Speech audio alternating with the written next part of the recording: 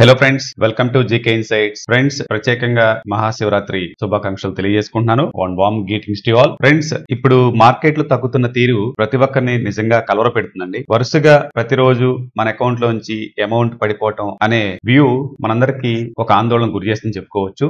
But కొన్ని విషయాలను మనం డిస్కస్ చేసుకుందాం. Nifty 50 index all time high నుండి 14% రౌండెడ్ గా తగ్గింది. నిఫ్టీ స్మాల్ క్యాప్ ఇండెక్స్ 22% తగ్గిందండి. నిఫ్టీ మిడ్ క్యాప్ ఇండెక్స్ 18% తగ్గింది. ఎఫ్ఐఎస్ ఈ సంవత్సరం అంటే జనవరి మంత్ లో 87,374 క్రోర్స్ అమ్మకాలు జరిపారు. ఫిబ్రవరి మంత్ లో 25th వరకు 46,792 క్రోర్స్ సెల్లింగ్ జరిపారు. జస్ట్ ఒకసారి last year 2024 October, November, December లో చూస్తే అక్టోబర్ లో 1,14,445 క్రోర్స్, నవంబర్ లో 45,974 క్రోర్స్, డిసెంబర్ లో 16,982 క్రోర్స్. టోటల్ గా అక్టోబర్ 2024 నుండి ఇప్పుడు ఫిబ్రవరి 25th వరకు ఈ సంవత్సరం 3,11,567 క్రోర్స్ అమ్మకాలు జరిపినట్టుగా చూస్తున్నాం. దీనికి గల మెయిన్ రీజన్ ఒకటే అండి, US 10-year bond yield attractive గా ఉండటం. ఆ తర్వాత మనందరూ తెలిసిందే కదా, ట్రంప్ టారిఫ్ విధానం మార్కెట్ వర్గాల్ని మరింత ఆందోళనకి గురి చేస్తుందని చెప్పుకోవచ్చు. మన ఇండియన్ రూపీ డాలర్ తో పోలిస్తే బలహీనంగా ట్రేడ్ అవుతుంది. అన్సర్టనిటీ ఇన్వెస్ట్మెంట్ అయిన గోల్డ్ ఇన్వెస్ట్మెంట్ అందరూ గోల్డ్ వైపు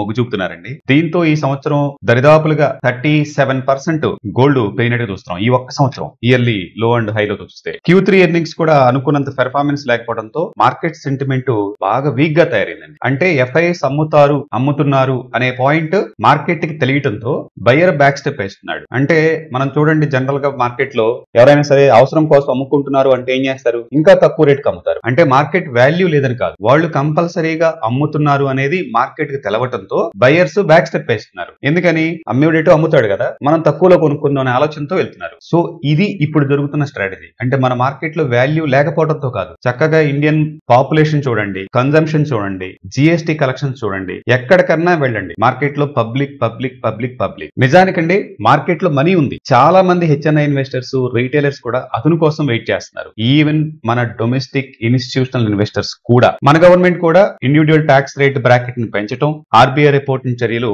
కొంత సపోర్ట్ చేస్తాయి మార్కెట్ కి.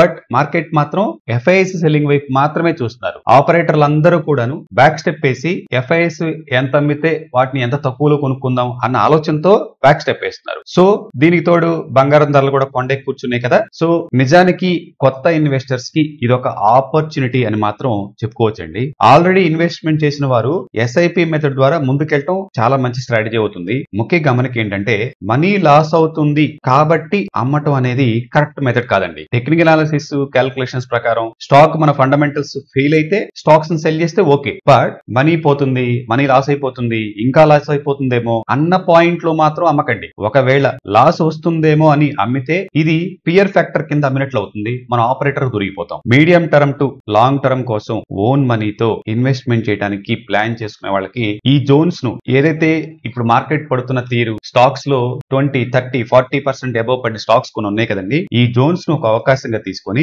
Medium term to long term కోసం ఓన్ మనీతో ఇన్వెస్ట్మెంట్ చేయడానికి ప్లాన్ చేసుకుంటే మంచిదని చెప్పేసి మన టీం డిస్కస్ చేసుకున్నామండి. ఇలాంటి ఫాల్స్ లో మనం మోనోపలీ స్టాక్స్ మీద ఫోకస్ చేస్తే చాలా మంచిదండి. ఇప్పుడు మనందరం మహాకుంభ్ గురించి చూస్తున్నాం కదండి, చాలా పవిత్రంగా జరుపుకుంటున్నాం. దేశ విదేశాల నుండి ఈవెన్ బిల్ గేట్స్ ఇలాంటి వాళ్ళు కూడా మన ఇండియాకి మహాకుంభ్ కి రావడం జరిగింది. టిల్ డేట్ ఇంటర్నెట్ రిపోర్ట్స్ ప్రకారం 62 కోట్ల మంది మహాకుంభ్ ను దర్శించుకున్నట్టుగా తెలుస్తుందండి. దీనిని మనం డిమాండ్ ఎకనామిక్ కోణంలో కనుక చూస్తే హోటల్స్, ఎయిర్లైన్స్, ట్రావెల్ అగ్రిగేటర్స్ వంటి వారు లాభపడుతున్నారు. ఈ కోణంలో చూస్తే ఐఆర్సిటిసి కంపెనీ మోనోపలీగా ఉందండి. ఐఆర్సిటిసి మనందరికి బాగా సుపరిచితమైన కంపెనీ కదండి, Indian railway catering and tourism corporation limited. దీని గురించి జస్ట్ ఒక బ్రీఫ్ తీసుకుందాం. సిపిఎస్సి అంటే central public sector enterprises company అండి. మినీరత్న కేటగిరీ 1 హోదా కలిగింది. గవర్నమెంట్ ఆఫ్ ఇండియా రన్ చేస్తుంది. దీనికి 62.4% గవర్నమెంట్ ఆఫ్ ఇండియాకి షేర్ ఉంది. Online railway tickets, catering services, packaged drinking water, hospitality, travel and tourism services ని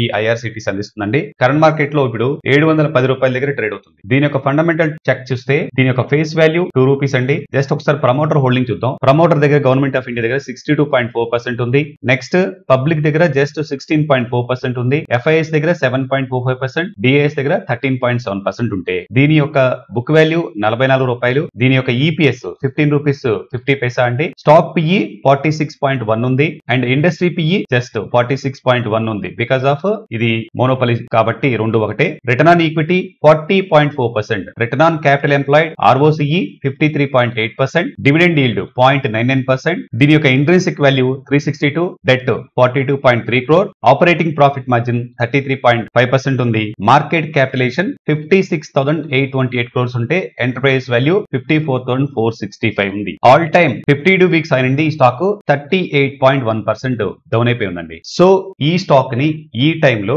మన పోర్ట్ఫోలియోలో ఉండేటట్టుగా చూసుకోవటం మంచిదని చెప్పేసి మన టీం అనుకుంటున్నామండి. Medium term to long term కోసం 5% అలొకేషన్ తో ఈ స్టాక్ ను మన పోర్ట్ఫోలియోలో ఉంచుకోవచ్చు అని మనం ఫైనల్ గా తీసుకున్నాం. ఫర్ ఎగ్జాంపుల్ మీది 1 lakh పోర్ట్ఫోలియో అయితే 5% ఒక 5,000 రూపాయలకి ఈ స్టాక్ ని మీరు medium term to long term కోసం మన పోర్ట్ఫోలియో ఉంచుకున్నట్టుగా తీసుకుంటే మంచిది చెప్పేసి మన టీం అనుకుంటున్నామండి. ఇది మన IRCTC డేటా పాయింట్స్ అండి. ఫ్రెండ్స్ జస్ట్ ఒక స్టడీ నోట్ రిఫరెన్స్ గా మాత్రమే ఈ ప్రెజెంటేషన్ తీసుకోండి. మరో మోనోపలి స్టాక్స్ తో టుమారో కలుద్దాం. Till then stay tune to GK. Have a good day. Your GK.